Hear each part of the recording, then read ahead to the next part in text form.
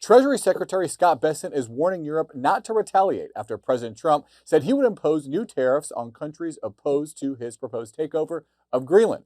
Bessent saying this during a news conference at the World Economic Forum in Switzerland. And what I am urging everyone here to do is sit back, take a deep breath, and let things play out. As I said on April 2nd, the worst the countries can do is escalate against the United States.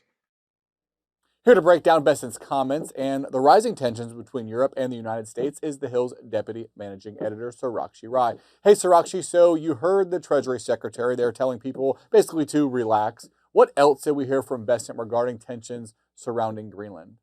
That's right. The Treasury Secretary, Scott Bessent, striking a very complacent tone there, urging European leaders to take calm and carry on, not to react to the president's threat of tariffs over Greenland, but essentially also saying that the U.S. relationship with Europe has never been stronger. Now, he is speaking in Davos, where the president is set to take to the stage and meet with some of these world leaders. So it'll be a very interesting split screen of the president meeting with some of these European leaders whose posts he's been sharing publicly, whose text messages he's been sharing. He's been dropping a lot of Truth Social bombs in his private messaging there with some of these world leaders. And essentially what we're hearing from Scott Bessent is that he's urging Europe and European leaders to stay calm, to listen to the president's idea when he does get to Davos, and then kind of work their way through it, saying that the president does have a plan on Greenland, and he urging them not to retaliate and not to escalate the issue. It's the same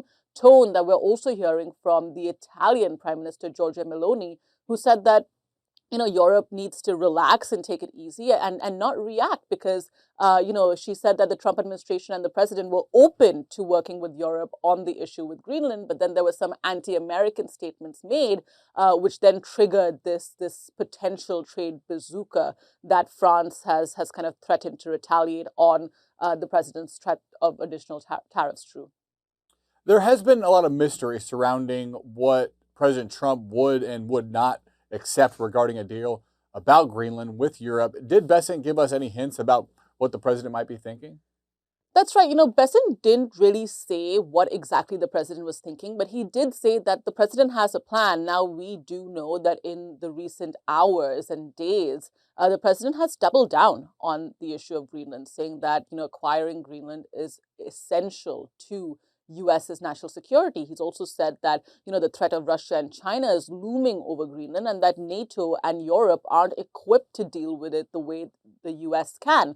Now, this is something that the president has consistently doubled down on and has continued to double down on, including in the face of European pressure. But Scott Bessent not really elaborating on what exactly the president plans to do with Greenland, but saying that the president does have a plan and asking countries not to retaliate just yet. What has been the reaction in Europe to Bessent's comments and the administration's increasingly aggressive rhetoric surrounding Greenland?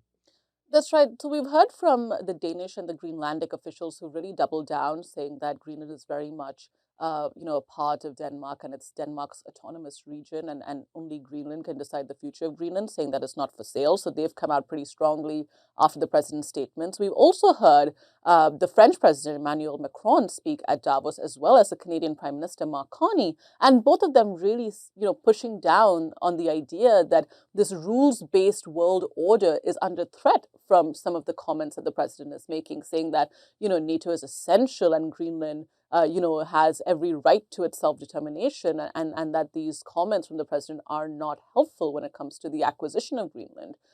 So, essentially what we're seeing from Europe is that they are pushing back against the president. We've yet to hear from British Prime Minister Keir Starmer after the president went out on Truth Social and really criticized this deal with the Chagos Islands that he had previously given his blessing for, and really said that it was silly for them to kind of, give it away to Mauritius, despite backing it earlier last year.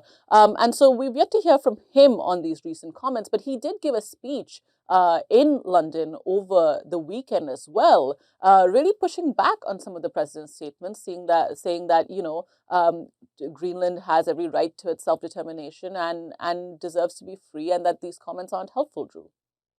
It seems like with every passing day, the tension between Europe and the United States continues to grow. What should we be keeping an eye on in the coming days and weeks as this situation develops?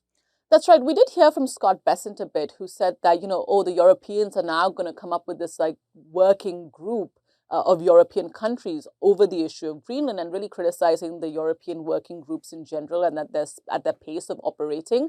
But essentially, what we are going to see is this really pivotal meetings between the president and European leaders, given that he's gone on the offensive. He's sharing their private text messages.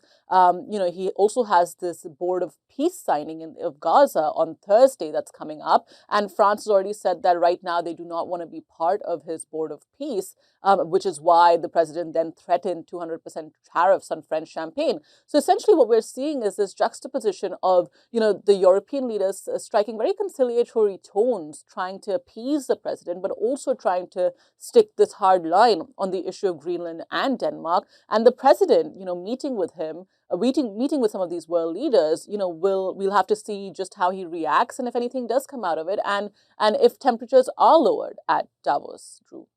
All right, a story we'll continue to follow. For now, we'll leave it at that. Sarakshi Rai, thanks so much.